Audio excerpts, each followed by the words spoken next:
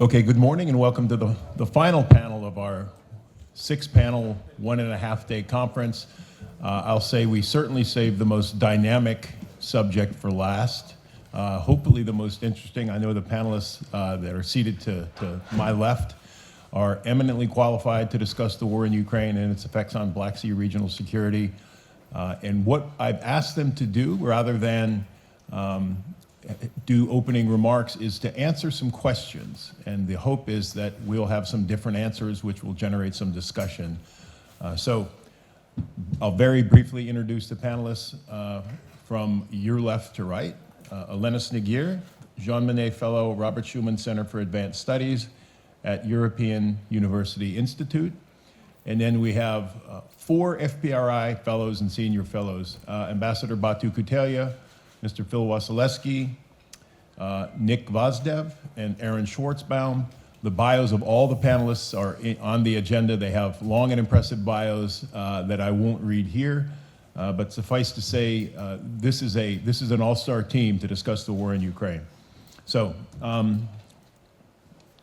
real quickly, I'm going to bring up the questions here.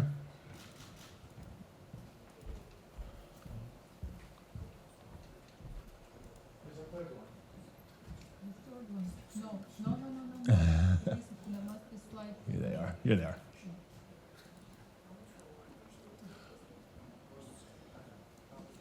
So what I've asked is each panelist to take about no more than, say, 10 minutes to answer these questions about the war in Ukraine. And then the hope is that will, like I said, there'll be different answers to these questions among the panelists. That'll generate some discussion. So we'll take about an hour to do that. 45 minutes to an hour, and then open it to the audience for Q&A. So I'll turn it over to Elena, please. The floor is yours. Well, thank you very much. First of all, thank you for the invitation. It's my pleasure to be here. And these questions are really challenging because recently I had to, maybe a year ago, I would answer them simply, but after a year being in a very academic society, I try to abstain from direct answers and simple answers. So, but I'll try. Most likely, military outcome for Russia: collapse, stalemate, and gains.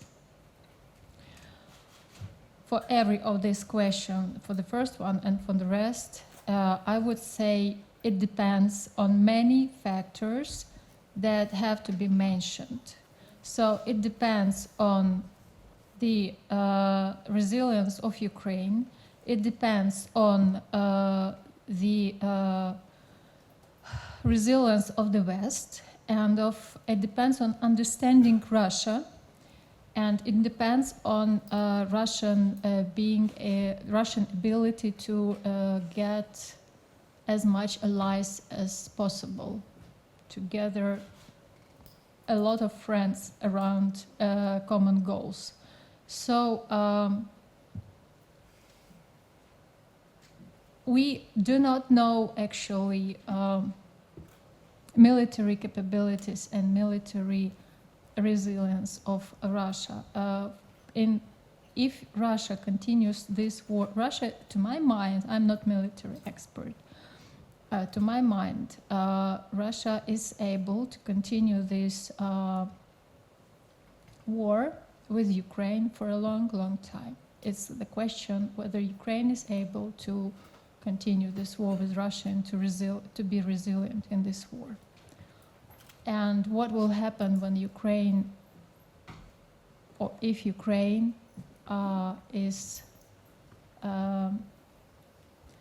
starts losing? Will the West be able to continue its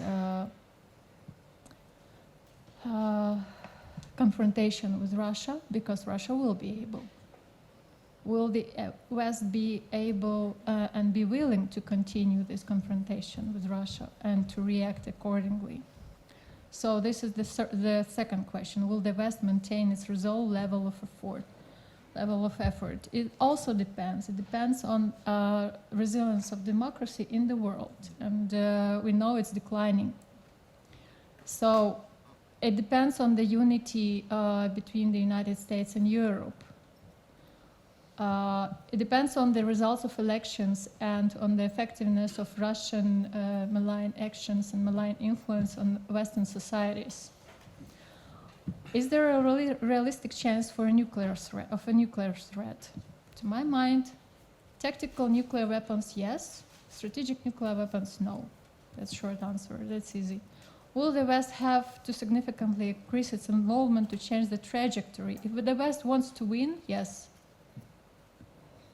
Can Russian political system survive under strain of invasion? Yes. So thank you very much. Those are succinct and very definitive comments. So yeah, much appreciated. And certainly will generate some discussion. So Batu, floor is yours. Thank you, Bob. Well, excellent questions, and I think largely these questions are kind of interconnected as well. And the answers that I have to those questions explains the answers to the next one, etc. But let me start from the last question. Last question is about the Russian political system, whether it will be able to survive or not. And my short answer is that, first of all, there is no political system in Russia. It's a more criminal, kleptocratic, kind of crony capitalist system that is on a path of its inevitable collapse. And there are many reasons why they will collapse. The roots of this collapse is linked not only to the current governing system or the Putin's regime, but the system that generated Putin and will generate other Putins in the future until the system will be collapsed. Then the next question is how fast it will happen, but let's first let me explain what I mean, why this system will collapse. First of all, because of the crime and corruption and also the nature of the power, how it is evolved with Russia, it's not only the current regime, but also the Russian people are part of this system, historically, because Russian people had different choices in the last century of the political development in Russia. And these choices were all the time made in favor of power rather than in people or liberal values or modernizing the state. So largely, if we compare, this choice always was like hypothetically Magna Carta versus Great Yasa of Genghis Khan. And unfortunately, Russians made the later choice. And that evolved the trajectory. So, and the current strain is revealed all the weaknesses. So again, going back, I think this trajectory will end this political system.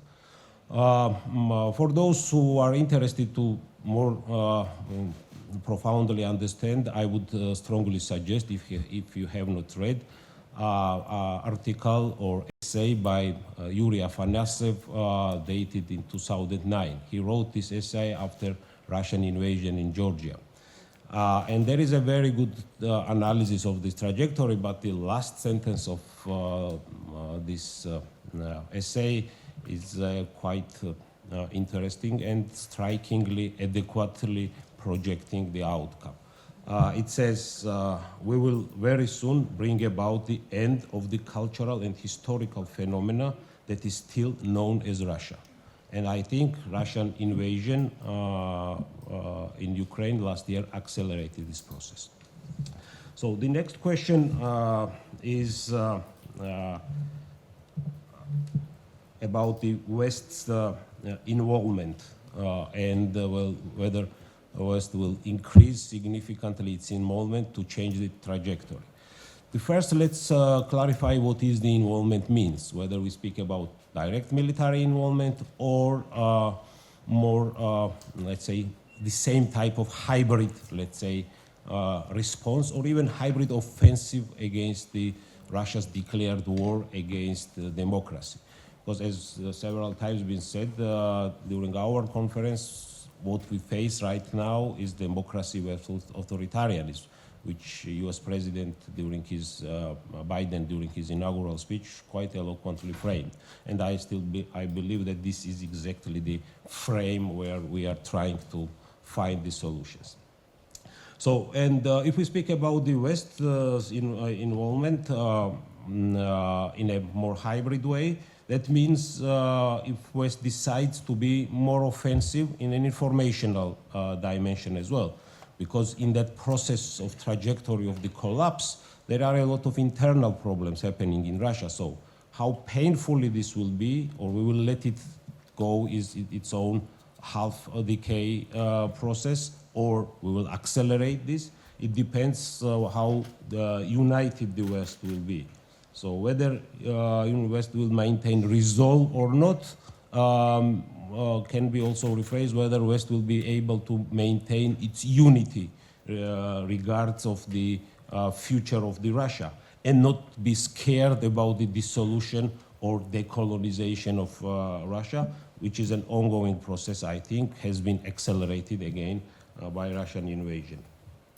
And for this type of informational offensive, and quite a big number of Russian public lives in this type of informational bubble where this kind of greatness or the power means a lot of things. And recent Wagner adventure really undermined this power. So once this power is undermined, there is a vacuum and demand for the more proper information. And if we will be able to pierce this informational bubble and be more, let's say, informationally offensive, that will accelerate the changes and will diminish innocent victims of Russia's last phase of the collapse. And again, this will be accelerated, projecting some historical past like collapse of the Soviet Union with the military defeat. That's why military defeat on the field of Russia is a prerequisite of the rapid finalization of this last phase of Russian collapsing Russia as a state or cultural or historical phenomenon. And also, I think there should be quite a good consensus and understanding of the past mistakes of unfinished job that really made this type of Russia currently possible. This is dismantling this system itself, this KGB or special services system that generates Putin's. Yeah, thank you.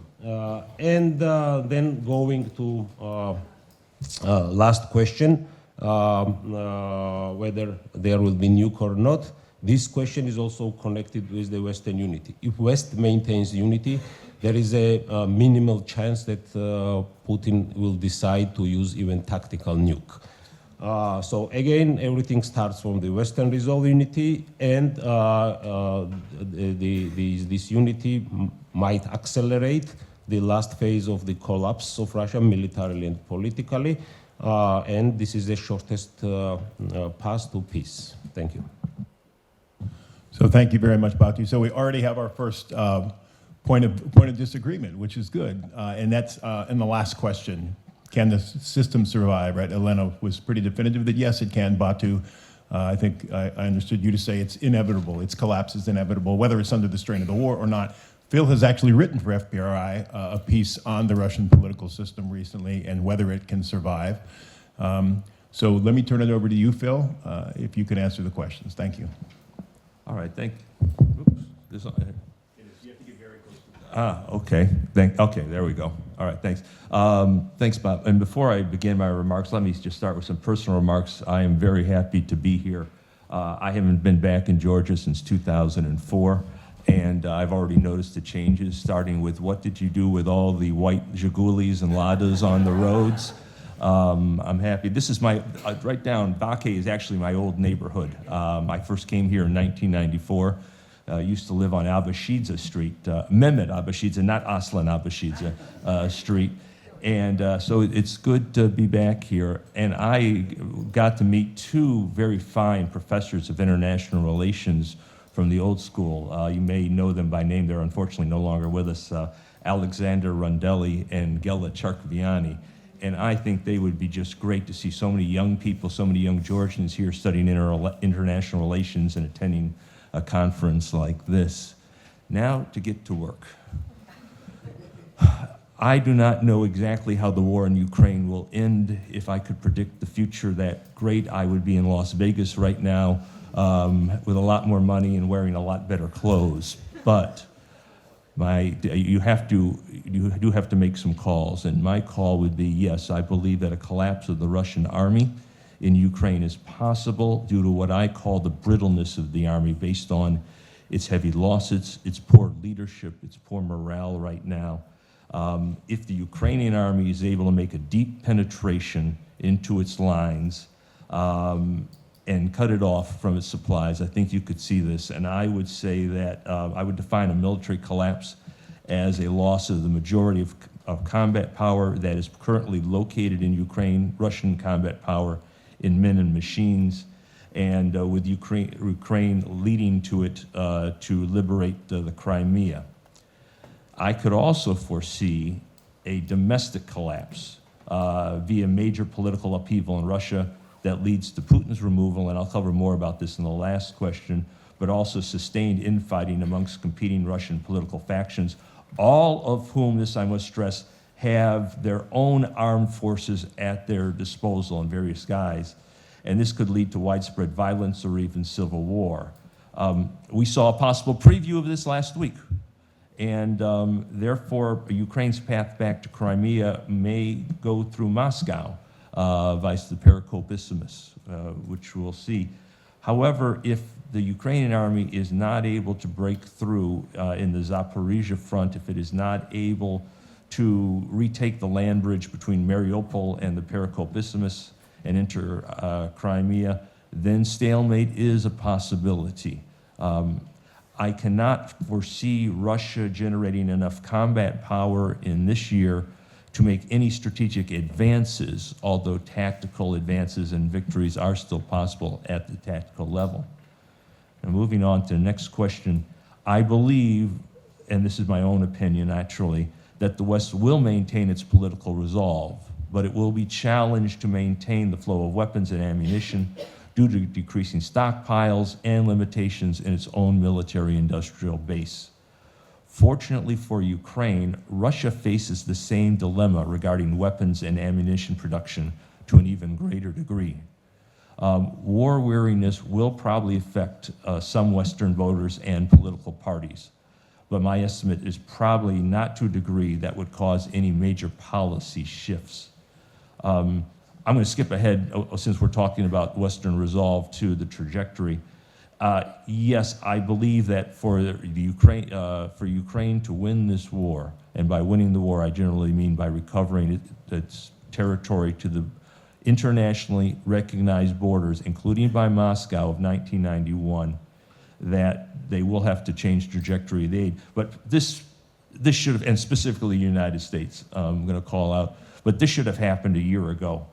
Incrementalism and self-deterrence has hampered our efforts to build up Ukraine's combat capacity for this summer's campaign.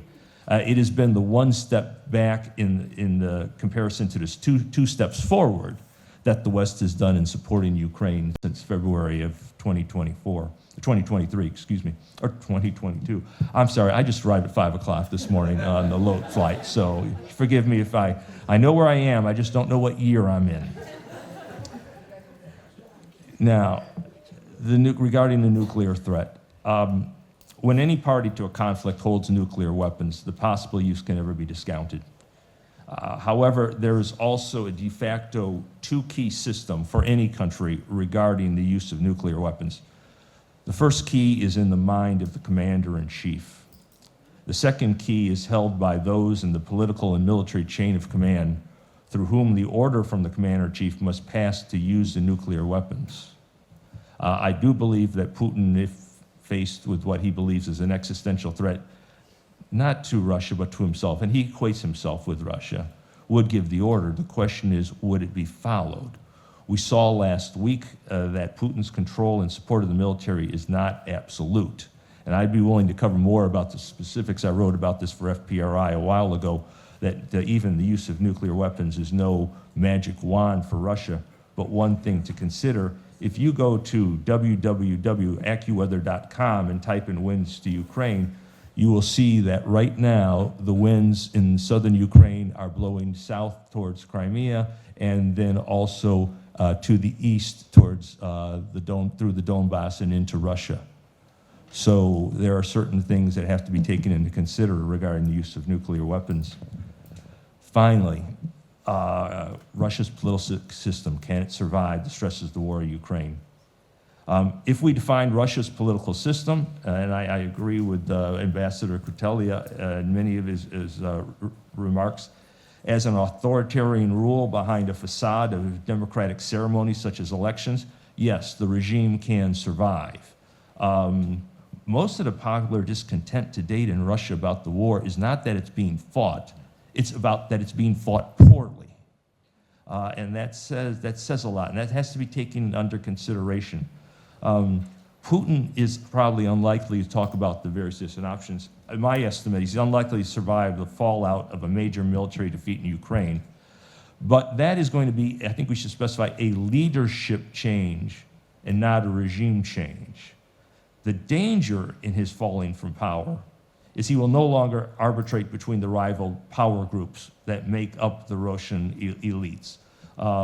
And again, all of these elites, all of these power groups have their own armed forces in some way. And there's no clear successor to Putin, which is dictatorship 101. Never appoint a successor if you want to live long. So hence my earlier remarks about the possibility of sustained political violence between competing power blocs and even civil war over who will rule Russia after Putin, I think is a distinct possibility. There is much more to come in this war, and there's also much more to come in this panel, so I'll turn it over to Nick and to Rob. Thank you.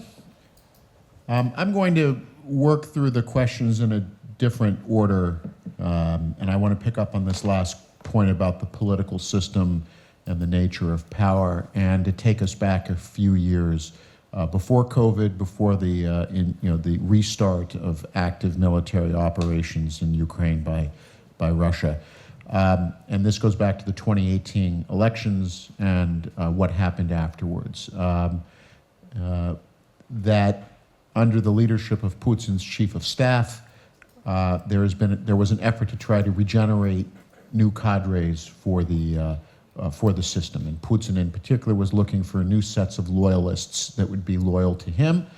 To the extent we often use the term clans to describe the way that the Kremlin is run, that there are these different power centers. Putin is in charge, but he has to balance and negotiate and the like.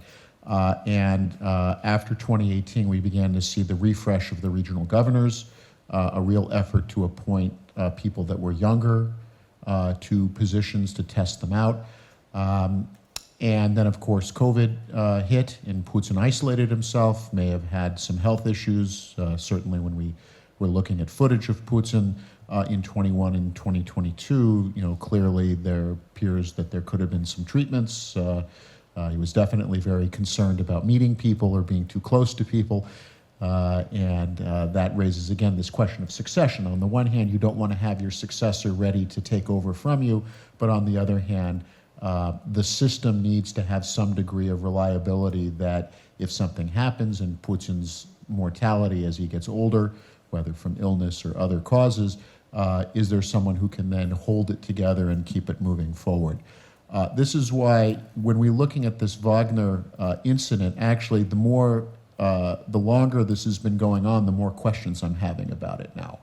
And I can't help but think about the questions that arose about the Soviet coup of 1991 in August, which was we had this very sort of clear opening storyline. It was these hardliners. And then the questions, well, these were all Gorbachev's appointees, and was he maneuvering or using the coup as a way to undercut Yeltsin and Nazarbayev and so on? And the same thing with this is this, would Prigozhin have done this if he didn't think he had support? Did other clans in the Kremlin sort of say, hey, we'd like you to create some trouble? For some of those clans, this is a twofer, right? That you can weaken Putin and then also weaken Prigozhin because he was a political threat to some of the clans in the Kremlin. So for him to go to Belarus removes him now as a factor in internal Russian politics. But it raises this question. This is why kind of the one of the jokes I have is that one of the downsides of study, academic study of Russia in the West is a lot of the people who study Russia didn't watch programs like The Sopranos. And you have to kind of combine the academic study with an appreciation for how organized crime works, and that often gets you to some of the insights as to how what happens in Moscow. The question about survivability then is that is there a possibility, or some of the, and again, one of my question marks, and I don't have answers yet, is the role of people like Governor Schuman, who was one of these younger governors. He's been tagged as a potential long-term candidate for a successor in 2026 or 2032. He's now being voiced as a potential defense minister replacement if and when Putin decides that Shoigu is a liability. And again, the fallout from this event, this coup attempt or this march for justice or whatever we're going to call it, I think it's too early to have a sense of what the long-term implications are. And again, does this reflect that the system can adapt? What's happening with the maneuvering? This then gets to the first question, which is what are the likely military outcomes? And for those of you who know me, I'm a pessimist. I always prefer to be pleasantly surprised than unpleasantly surprised, so I prefer to take more of the less pleasant outcomes and prepare for them, and then it's always a surprise if you don't actually have to act through on it. And that is that I think we have to be thinking, and Western politicians in particular, something I said yesterday, just as to reemphasize, is that many Western politicians have had a very clear temporal timeline for the crisis, the invasion in Ukraine, which is the expectations of when it would largely be over. And really with this, there was a lot of expectation that, the sanctions imposed on Russia were going to be so crippling that Russia would be unable to continue its invasion of Ukraine by fall of 2022. That hasn't happened. And this is where I would agree with Elena's point that we have to take into account that this can go on for a lot longer. Then you run up against things like, as Phil and others have said, a defense industrial base. You run up against elections. You run up against fatigue. And so we have to be thinking about what does a military stalemate mean, and then what that means for, so if I can jump to the West's question and going to the thing about the trajectory, is that we have to be thinking more creatively about our options. So one of the things I'm not happy about with the messaging in the run-up to the Vilnius summit is a sense that we will only move on a set of issues once the war is resolved, or once the invasion has been resolved. And that is telegraphing an incentive structure that says, well, as long as we're stalemated, the West isn't going to do anything. And we do have to be more creative. That we did lock ourselves into a trajectory in the past that has said, well, we can't admit a country that has territorial disputes. Well, the EU admitted Cyprus and then suspended the acquis communautaire for the parts of Cyprus that are not under the control of the central government. We have precedents in other parts of the world, both in Europe and in Asia, where we draw distinctions between the internationally recognized borders and actual lines of control. So there are ways forward, but it does reflect, is the West, is the alliance, is NATO, is the European Union going to take the political choices, or has it been convenient to use this as an excuse for why we can't move forward? And again, the trajectory of messaging towards Vilnius has been, well, this is unresolved, borders are unsettled, we really can't move on any of this until there's been some degree of resolution. And that creates the incentive to stalemate. It creates the incentive to maintain what you have. Good news, depending on how you're looking at this. I'm just going to speak about the United States, but I think that the United States leads and holds a coalition together. The latest Reuters Ipsos poll indicates that actually support in the U.S. for supporting Ukraine has actually gone up over the last 3 months. So there was concern at the beginning of the year, at the end of last year and beginning of this year, that there was going to be this domestic reaction in the U.S. of voters saying, why are we spending so much on Ukraine? We have all these unmet needs at home. We have these other crises. And in fact, now the conglomerate is that 74% of Americans support continued military assistance to Ukraine, and that is across party lines, Republicans, Democrats, Independents. This has strengthened the position of Republicans in the House who support this, because there were some very vocal Republican members of Congress that were talking about cutting aid to Ukraine or stopping that. And for now, that doesn't appear to be the case. But the caveat is next year is an election year.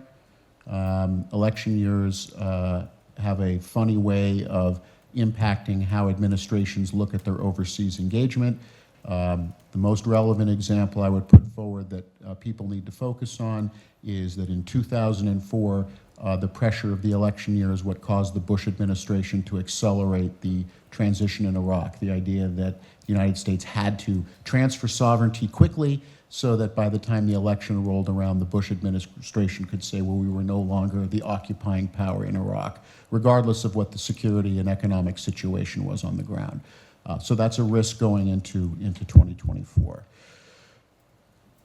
Finally, on the nuclear threat, again, I think it was telling on Russian media to have Putin boarding his helicopter and taking a moment, the aid with the football, the nuclear football, that the footage is that he stops and he's sort of straightening out the uniform of his aide who has the football before he boards the helicopter.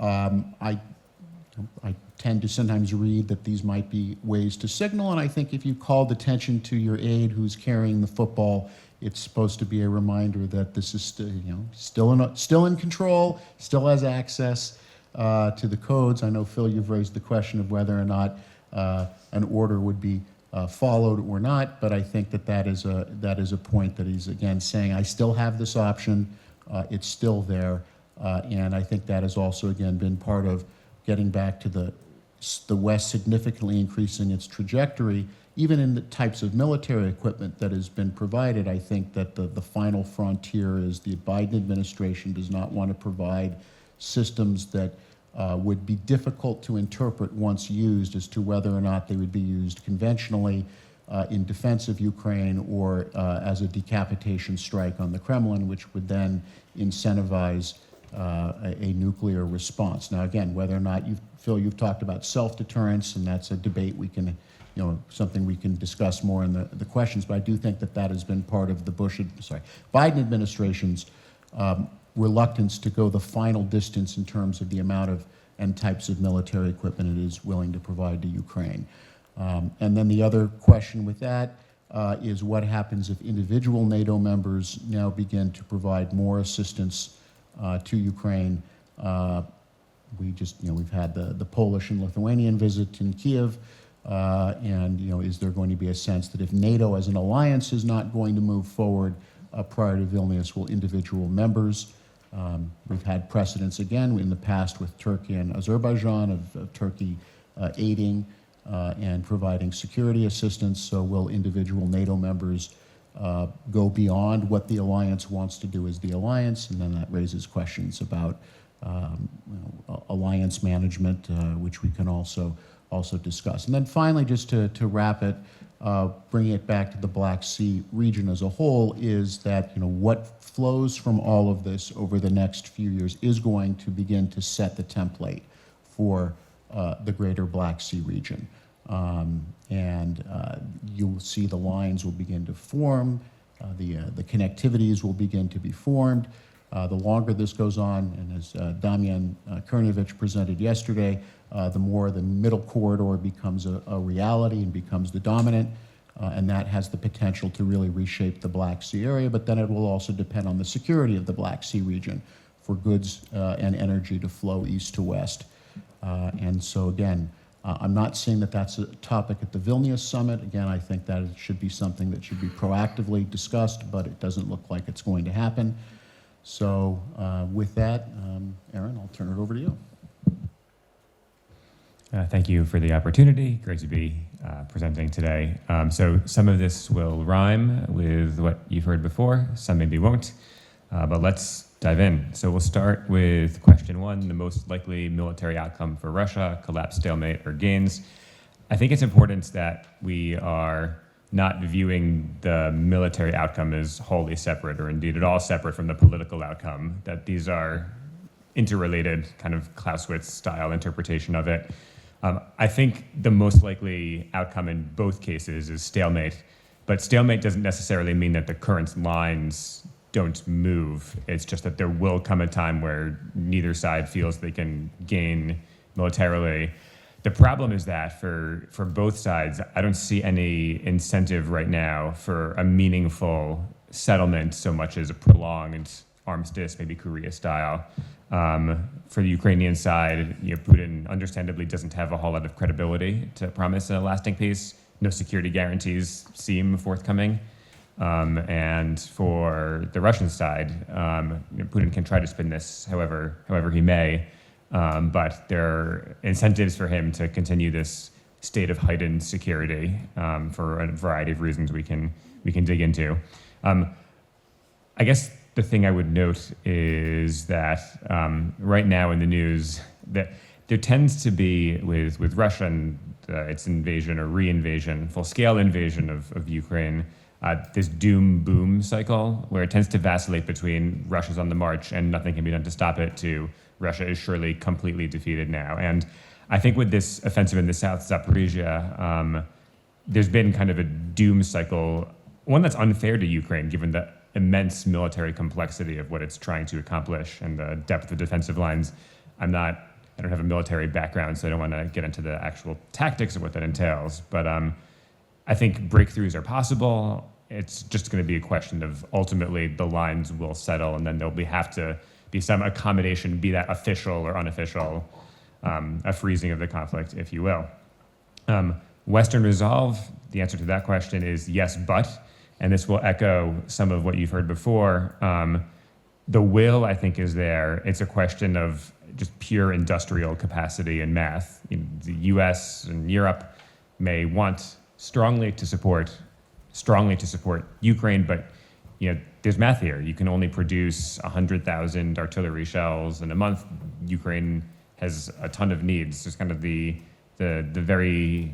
nature of war hasn't fundamentally changed. And for all of the talk, I think one of the lessons is that for all of the talk of drones and cyber, some of the kind of fundamental rules, hey, hard to cross a river, you need to mobilize hundreds of thousands of people, that hasn't changed at all. As far as kind of risks here in the West, populism, my question is whether it's war fatigue or just boredom, and especially in the United States where your average voter is not making decisions based on foreign policy at all, tends to be that when Ukraine enters the news with Prigozhin, most recently, people, when it's brought to mind, oh yeah, Ukraine, we should probably support them. But it's the average voter, and I think this is true in Europe as well. I think that the thing I'm going to be watching is less the polling about support for provision of arms and more just the inflation numbers. And that would just be predictive of a change in policy, even if it doesn't have anything to do with Russia.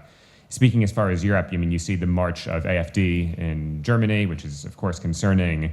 But the political salience of Russia now, a lot of populist parties would use Russia as a means of distancing themselves from the political consensus, from the mainstream. And Russia didn't really mean much politically back then. Oh, it was this other country, the bad guy, but who cares? So what? Now that Russia's engaged in a war, a land war with the ostensible aim of destroying its neighboring nation, that actually does mean something now. So that's like a lot harder to use politically. And I think certainly if resolve in the West does flag, Eastern Europe does have a very strong kind of intrinsic interest. And one of my black swan scenarios I think about is what I call Poland's Hussar moment, where they intervene because it is just as important to Poland as it is to Russia. I don't think that's likely, black swan. I'm not predicting that, just a possibility you can think through. Realistic chance of a nuclear threat. Well, I would say highly improbable, but I think about this with my private sector background, think of it like a risk model. It's a 50% chance of a $10 billion loss is a $5 billion loss. So the scope of the damage and catastrophe that would entail is still something that needs to be taken into account, as unlikely as it may be. I think the use of an actual nuclear weapon versus an accident or literal accident at the power plant in Zaporizhia probably would be the most likely scenario as a means of freezing the conflict or just taking a lot of territory out of the equation, but I don't think it's the likely outcome. Will the West increase involvement? So my answer is yes, but it has to increase involvement just to maintain its current level of involvement. We're running out of kind of extra stocks here, and I guess it was before I had my coffee this morning. It looks like I jotted down in my notes here, looking at you, Europe. So I think I was thinking that yes, particularly Europe is going to have to invest heavily in its industrial capacity. This is less a question of fancy equipment like F-16s, HIMARS, Storm Shadow, and more just artillery rounds, APCs, means of getting men and material to the front. Really interesting example here is I just read today that Raytheon brought back a bunch of 60 and 70-year-olds who know how to run the Stinger missile line because they don't have that skill set anymore. Can the Russian political system survive? My answer is yes for now. I think the stresses that are being caused by the war will become much more salient after the war cools down.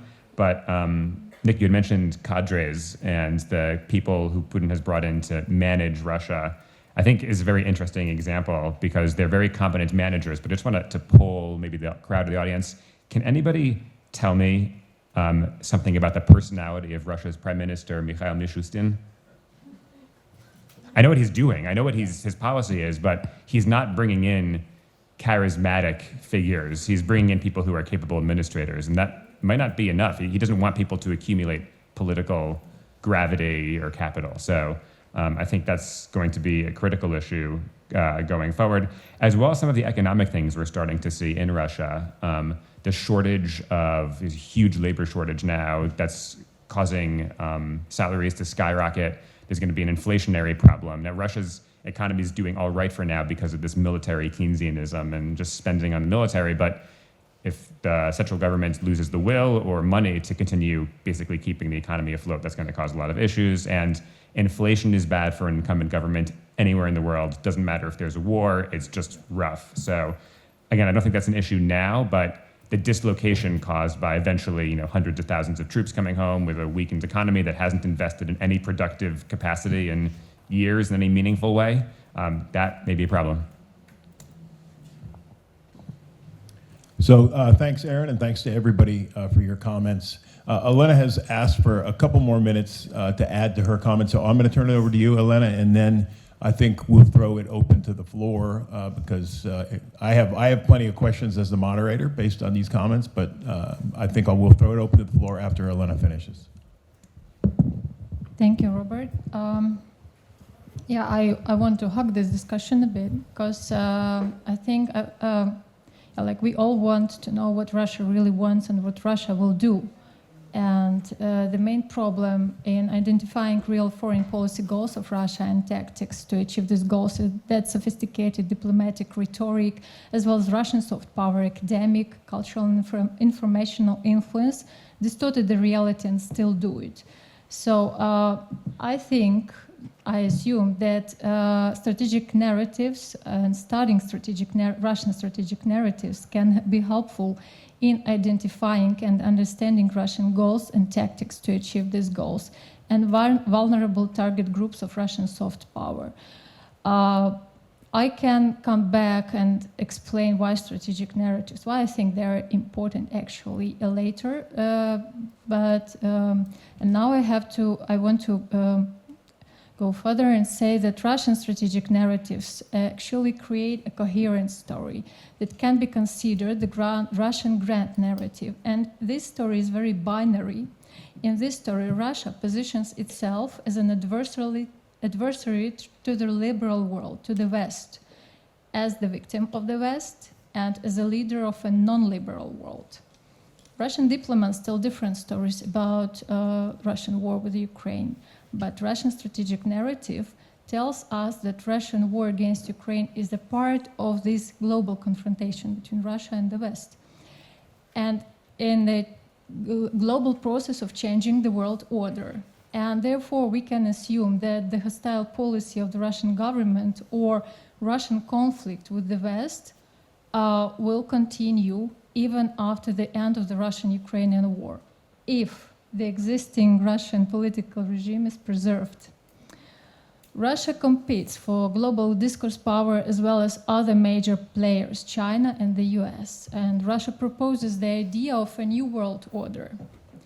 The Russian narrative claims that two pillars of the new world order should be: first, the balance of interest that will be regulated by balance of power and not by existing international legal norms, and second, the principle of democratization of international relations. We hear the word democracy, but it's not democracy.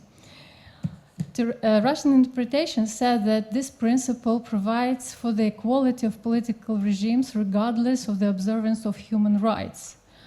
In this normative confrontation with the liberal world, Russia, along with military means of hard power, uses soft power, including attractiveness of traditional values.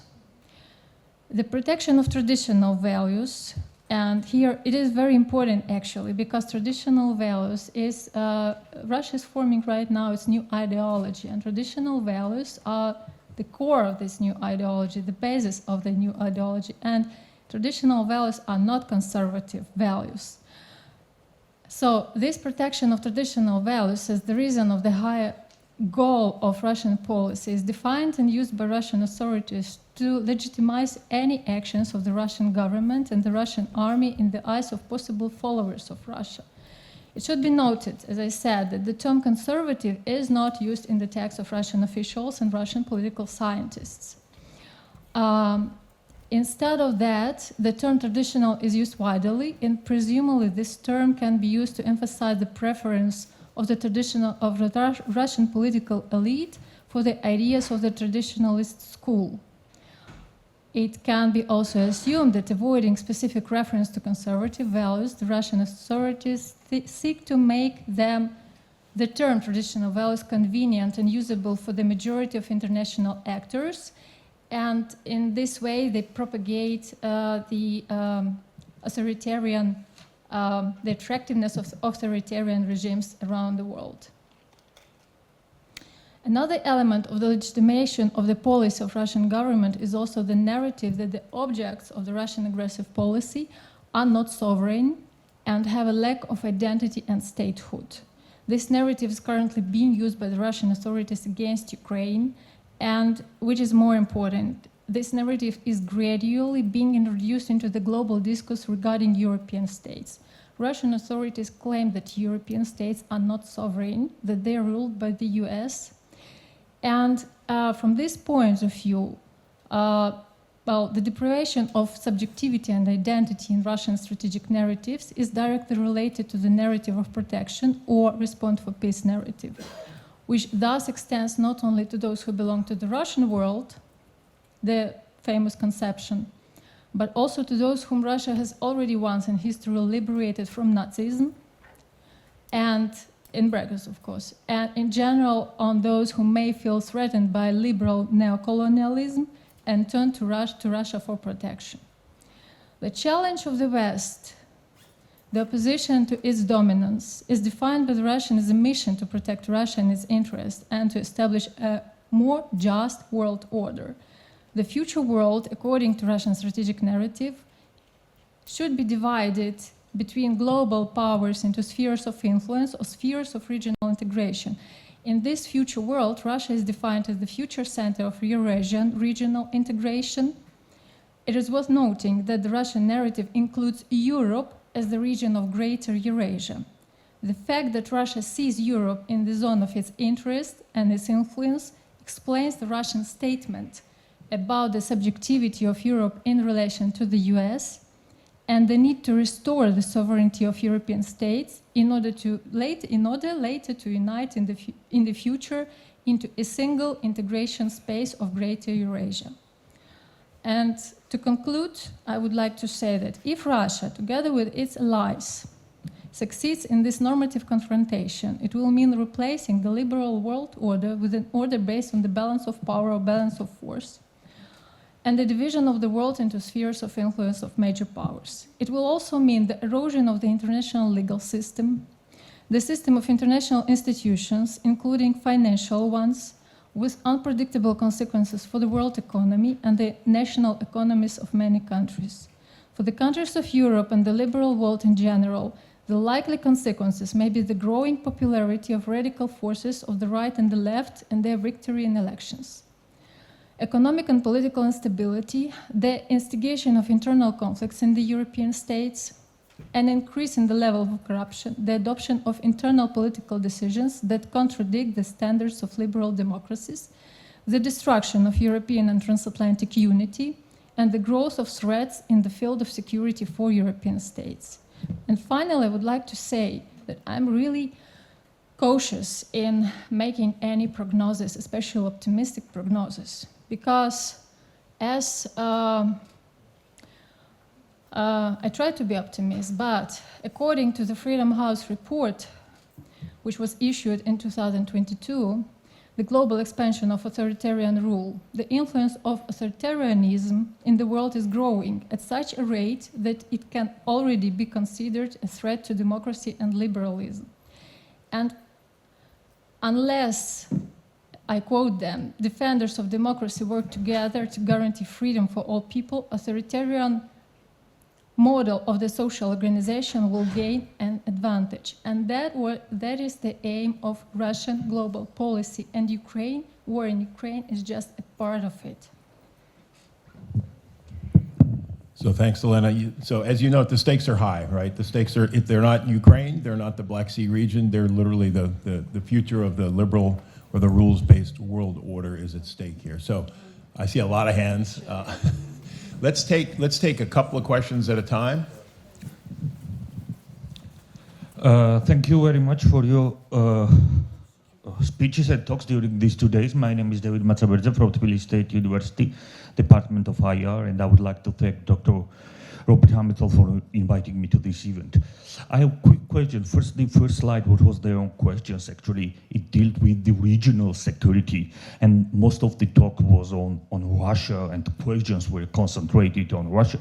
So where do you see the regional security in the light of the outcomes of Ukraine on the other side of the Black Sea region, in the South Caucasus in particular? And in this context, Georgia is key because in the East Partnership, only Georgia remained as the main player on this part of the site, so to say. And the quick note to the last point that you mentioned, the authoritarianism goes global, which is not new. There were many years ago already the seminal article in the Journal of Democracy. But the problem is that not authoritarianism, but it went within democracy through populism of different sorts, particularly in the Central Eastern Europe and in our part of the world through aligning with conservatism. So thank you. So David, so I understand that the question is likely impact on regional security, right? Okay, thank you. Regional challenges.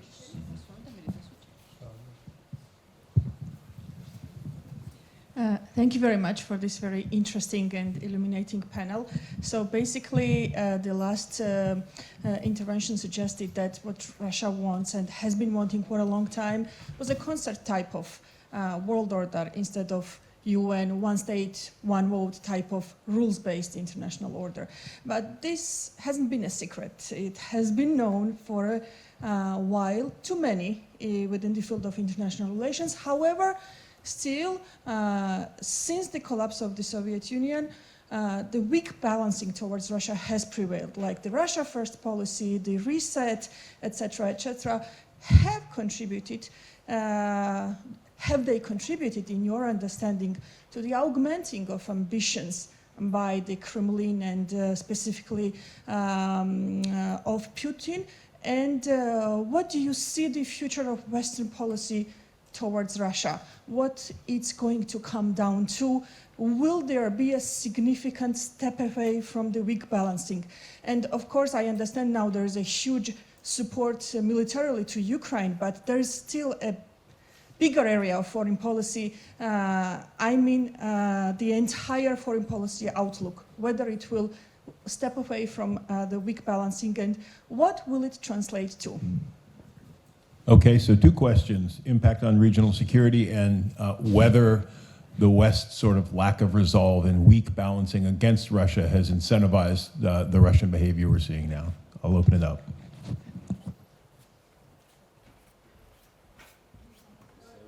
I may start. Okay, impact on regional security depends on, well, coming to the question of can Russian political system survive under strain of invasion? If I said yes, but again, I would add that it depends on the perspective. And it depends on the resolve and the resilience of the global liberal democracies, yeah, and liberal order. If Russia preserved its system since for a few hundred years already, so why should it collapse in 10 years or 20 years? And unless there's something happens. And Russia, being in the current situation, being this political regime, in the frames of this political regime, Russia irradiates threat around itself to its neighbors. So if Russia will be able to control, or will be willing and able to control and to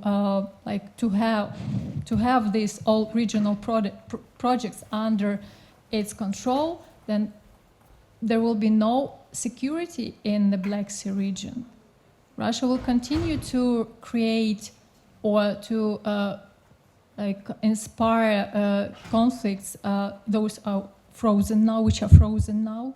It will continue to be a game changer and pretend to be a conflict manager, and it has still capabilities there. So war in Ukraine distracts Russia right now from region and from Caucasus itself, from South Caucasus. But as soon as the war stops, Russia fix, for example, it's a pessimistic scenario, Russia fix this situation as it is, comes back to a so-called normality, yeah? Then it will again pay attention to what is going on in other spheres or regional spheres of Russian legitimate interests. All things like legitimate and etc. I put in brackets. So about the question about will Western policy and European policy change? That's a good question. I do not have a simple answer for that.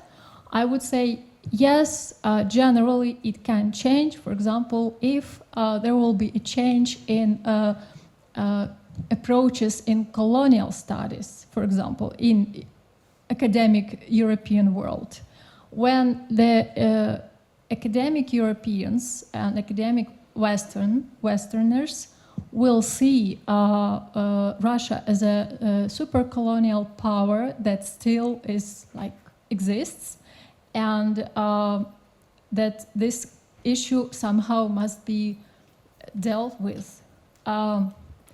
So right now there are still big sentiments, and as I said, Russian soft power is quite skillful and powerful, and Russian diplomatic rhetoric proved to be very effective. So it's a big challenge. I do not see much shifts. I see that shifts and changes are on the political, strategic, and military level perception, but on in other spheres of on the Western society, the picture is quite pessimistic. So let's make this by exception. If you have something to say, either of these two questions, please go ahead and jump in. Keep them as short and concise as we possibly can. We're going to go for about 15 more minutes. I see a lot of hands still in the room. I think that in response now what you're seeing is, look, the West and Russia are decoupling, and I think that's a permanent decoupling. The question now is going to be, the West and Russia, though, can't completely divorce themselves from each other. And so who are the intermediaries? So India, Turkey, we had Irakli Porchidze's comments yesterday about even Georgia as an intermediary back and forth with economic trade. That's going to become, I think, the critical issue. A kind of wall or line is developing. It will then raise the question of Belarus. Is Belarus going to be, what side of the line is Belarus going to be on? So that, once the Ukraine situation stabilizes, Belarus becomes next, the South Caucasus in terms of the North-South corridor. But that becomes the new dynamic, I think, in international affairs. I don't want to impinge the memory of Holy Saint Prince Alexander Nevsky, but Putin in some ways is repeating. He has decided that if Russia's not going to be one of the major agenda setters, he will throw in his lot with the China, because at least he doesn't have to kowtow to the West. And if that means Russia diminishes, but China then pushes back, and that has implications, I think, moving forward. And then again, bringing it back to this question. Because of time, as of notice, I'll just also announce the newest issue of Orbis just dropped today. And it is its theme, and Damian Kernovich is one of the contributors. The theme of the symposium is Global Order After Ukraine. So definitely check that out for more insights on this topic. Regarding Russia's quote-unquote zone of legitimate interests, I think Russia right now, at least because of the war, but is in the state of geopolitical recession, where a lot of the powers and leaders who have nominally aligned themselves with Russia are doing so not because they're necessarily pro-Russia, but more skeptical of the United States. It's not about Russia. Russia can't offer a lot right now, and with its economic engine, it's going to keep sputtering. There's not an offer there like China can make. So Russia may reassert itself in this neighborhood and in Central Asia, but by the time it does, things may have changed. If you look at who's providing security guarantees and mediating in the Caucasus now, it's the United States, the EU, and Turkey. So these countries, I think there'll be other powers that will have gained more of a foothold, and that means that even when Russia does decide it's interested again and have the capability, will have less sway.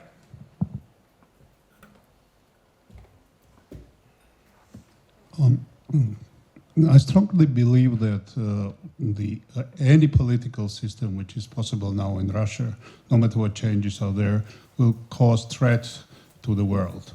Okay, and the solution is not the survival of political system, but survival of Russia itself. So I think briefly, and Olena pictured this Orwell scenario of the Russian vision of Orwell, the vision of Eurasia, Oceania, whatever, the world. I understand that, and I see why you are pessimistic, but to be honest, Russia's population is less than one of the Bangladesh, and it's not that important. We all, West and everybody should start believing that Russia is not, if not nuclear weapons. Come on, this war will Ukraine prove that it's not a superpower at all. And yes, it has tremendous ambitions of Third Rome or whatever, but in reality, it's not that strong, and it does not have that much ground for that mission other than nuclear weapons. And if that is somehow resolved, then I think Russia won't pose any threat anymore. Okay, we'll take a question. I have a comment and I have also a question. So listening to your answers, almost all answers were pretty much deterministic. And as a political scientist, I always remember that renowned philosopher Spinoza says that every determination is negation. So starting from the final question, can Russian political system survive under strain of invasion And there was yes, and I was very surprised with this answer because as a political scientist, I know this big field in the political science literature that called transitology, political elites, authored by Schmitter and O'Donnell, who explained what happened in Latin American countries. And we know that when appears split between different elites, between militaries and politicians, between economic elites, there is a high chance of regime breakdown. And a couple of days ago, we have seen the complete split, not only between political and militaries, but also within military elites. And Wagner is not purely military elite, it's paramilitary, it's quite dangerous increases the chances for regime change. So this is number one comment from my side as a political scientist, and then we are coming to the most important question that Nika also mentioned, that right now Russia blackmails the whole international community. Is there a realistic chance of a nuclear threat? And about tactical nuclear usage, I would say it might be last resort for these elites, Russian elites, to survive in this battle.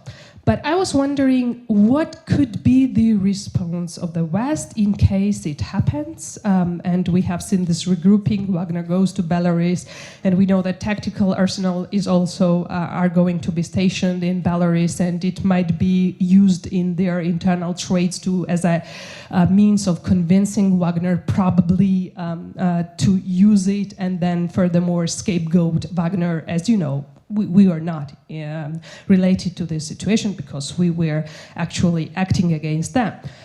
So we have seen the unity in the West, collective West, within Europe and within United States. We criticized a lot German foreign policy, but there was a huge shift in German foreign policy, even that they considered allowed certain weapons to be used, and designing the sanctions, and European Union, who allowed those pipelines to go through European states. They even designed very effective sanction mechanisms, right? But what if nuclear weapon will be used? So we should not exclude it. What will be the reaction of West? What could be the possible scenarios? I also recap with the statement that Russia is no longer great power. We have seen that it's a failed state in all criteria, in all sense. Thank you. Okay, so Phil, Batu, and Elena have all indicated they'd like to take these questions on. All right. First off, I want to address what the first speaker mentioned about Russia won't pose a threat anymore. To a degree, yes. I mean, Putin has destroyed Russia's conventional warfare capability in senseless attacks in the Donbass in the past year.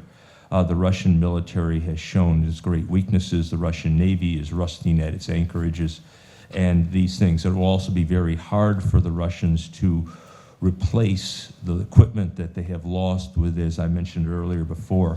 There are problems with their military-industrial complex and also with the Western sanctions. However, for the audiences here, that does not mean that Russia does not still pose a threat. It may not be able to get, say, to the English Channel, as NATO had feared over the years. It was some rebuilding, and Russia recovered after the Russo-Japanese War. Russia recovered after the defeat in World War I. Russia recovered after you picked the war it lost. It recovered the Crimean War. It can recover again. It is still a country of about 140 million people, maybe, which was the size of the United States in World War II. Compared to its neighbors, Georgia, a country of about 5.5 million people, Azerbaijan, Belarus, it still will have a threat. It still, unfortunately, has the advantage of mass. What it also has is, as we mentioned, I'll cover the question of nuclear weapons. It does have nuclear weapons, and it also has instruments of subversion that was talked about by the previous panel. And that's all it's got left, really, is the threat of nuclear war and the possibility to try to subvert democratic processes, democratic countries. So I believe it unfortunately will, in the long run and in the midterm run, still pose a threat to its neighbors. With regards to the use of nuclear weapons, I would say yes, it is a possibility. Anytime a country has nuclear weapons, it is a possibility they could be used. However, there are limitations on their use, even on the battlefield. I mentioned earlier about which way are the winds blowing, but they should not be seen as some sort of magic wand where immediately it would wipe all the forces off of the playing board. They cannot do this, and there are just as much problems to the side using the nuclear weapons as the side that receives the blow of the nuclear weapons when we talk about fallout and other things. And the breaking of the nuclear taboo may be the final straw for the rest of the world regarding their relations with Russia and their support, in some ways, continuing economic support for them. And so finally, I'll just end to one thing regarding regime change, and you made some very great points. I would just say that I would reiterate what I said earlier. I think we'll see leadership change. The regime, the way Russia works, I don't see that changing. I don't see Navalny coming out of prison and leading the country. And even if, by the way, Navalny's a nationalist, as you know, and as Nick said, and I'll agree, he used the analogy of the American HBO series Sopranos. I would say that if you really want to understand Russia today, and I say this as a Russia area specialist, I wasted my time. All I needed to do was watch Godfather 1 and Godfather 2 in a row, 5 times in a row. Don't watch Godfather 3, please. But watch those and you will understand that is the regime. And that is probably what will stay for a while. And unfortunately, it is because if you look at Russian popular support for the war, which is hard to gauge in a dictatorship, that is part of the problem too. You cannot divorce that from the internal political equation in Russia. I've gone too long. Anyway, I'll leave it to my other colleagues. Yes, I have to agree with the many things Philip said.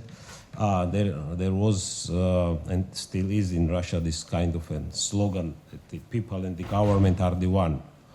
And I think that's the core of the problem of the current system. And the nature of obedience or submissiveness or patient endurance of the Russian people under this rule has roots in its historical trajectory of Russia.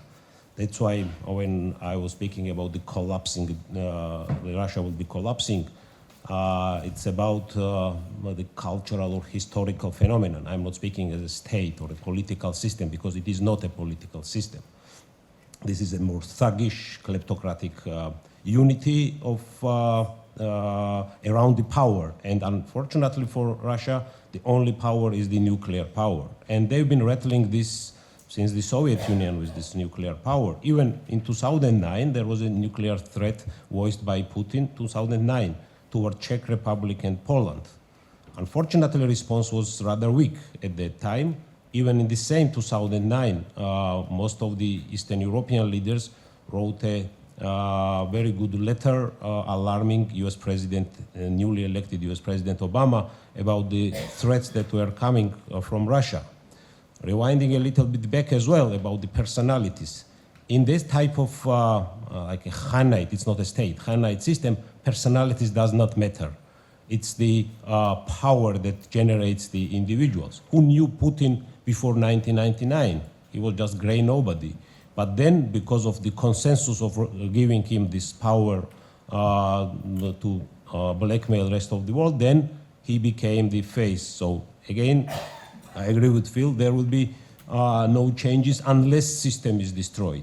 And this is the key dilemma for the West. It's not that West already proved its military superiority. Liberal democracy proved and is proving its superiority over authoritarianism, especially now when in Ukraine militarily this system is failing, but it's not job done and job finished yet. And this threat of Russia or whatever will be brewing inside Russia largely will be determined next few weeks on the battlefield, because it will predetermine what will be the developments within the Russia. And this kind of a landmass, and the people or the individuals, mass of people will continue to pose threats, especially to its neighbors, but to the rest of the world. So the challenge is that either we admit this challenge in foreseeable future and deploy necessary tools and decisions that are important to maintain this type of pressure around Russia, not to let this problem spill on our side, and hopefully steering more peacefully to disintegrate, or this empire will be dying within inside of Russia. We can use different words, but steer this process to the less dangerous to the rest of the free world. And in that regard, of course, another important component is to have some, again, historical analogies. When it comes to the nuclear threats, it's a very interesting and good and strategic document from history is President Reagan's National Security Decision Directive 75. It clearly describes all the strategies necessary to contain the Russian threat, including military, where all the possible calculations of the Soviet Union at that time should indicate that West will not admit any place second to none in terms of including the nuclear confrontation. And that type of posture really helped other components of the policies, which would include not to letting Soviet Union and Russia now, not to have a safe back any other place. So 360-degree pressure on every possible field where Russian current Putin is as a phase, but the system will start to challenge our resolve to have a rules-based international order. So in a bigger context, again, to sum up the questions, yes, Russian current system will not survive, whatever it is, but how dangerous the threat will be to us will be determined if West will be willing and maintain its unity and continues constant pressure inside the Russia rather than letting them spill their problems. As Orwell quite perfectly framed, all tyrannies run on the fraud and force. So once this fraud is exposed, then they rely on force. And Russian fraud of Ruski Mir, this Orthodox world, or Eurasian, all of them has been revealed. These are fake, so there is nothing there and the only force. And therefore it's important to defeat completely militarily in Ukraine. That will enable us to have more space for constructing a peaceful world. I agree totally with Philip about Russia as a threat to its neighbors and the region itself. And I would like to thank you, I don't know your name, sorry, for your comment about determination or determinist answers, my answers, because it's a really interesting discussion, and it's actually the discussion how to change Russia, because we all want it, I suppose. So, if we suppose that Russian regime or political system will collapse, so we have to ask why. Why should it collapse? Who will be the agents of changes? Who will bring these changes into the Russian political system, into the Russian society? Will Russia be changed from outside? No way, doesn't work. So I would just to bring one example. A few weeks ago, there was a round table in the European Parliament in Brussels where there were invited representatives of Russian liberal opposition who are in Europe now, based in Europe, the most famous and prominent ones, and they were discussing this current situation, and they were also asked one question: if we suppose that something happens to political system in Russia, to Russian regime, and it collapses, what will be your first five steps if you take the power in Russia, or if you go to Russia and you are somehow have a chance to get this power? What will you do? They said, oh, it's too early to speak about that or to think about that. So even Russian opposition doesn't have the agenda for changes. Who will change Russia? How it will be changed? To finalize, I would highly recommend for those who would like to think about this to read the book of Lev Gudkov, the Russian sociologist, which is called The Recurrent Totalitarianism. It is quite a good reading one. Okay, it's 1:20, so unfortunately we're going to have to wrap up, but I will say that there's lunch in the lobby. The panelists, I'm signing you guys up for more work. They will be out there eating, so if you have questions for our 5 panelists, please just walk up to them at lunch. Let them get a little bite in first, but I'm sure they'll be willing to answer questions. So Elena, Batu, Phil, Nick, Aaron, thank you so much for your comments. Thank you to Ilia University for being the fantastic host of this conference. Thank you to the FPRI team, Maya Otarashvili, Natalia, Leah, for being the energy and the organization behind this conference. Lee Woolley, thank you for coming.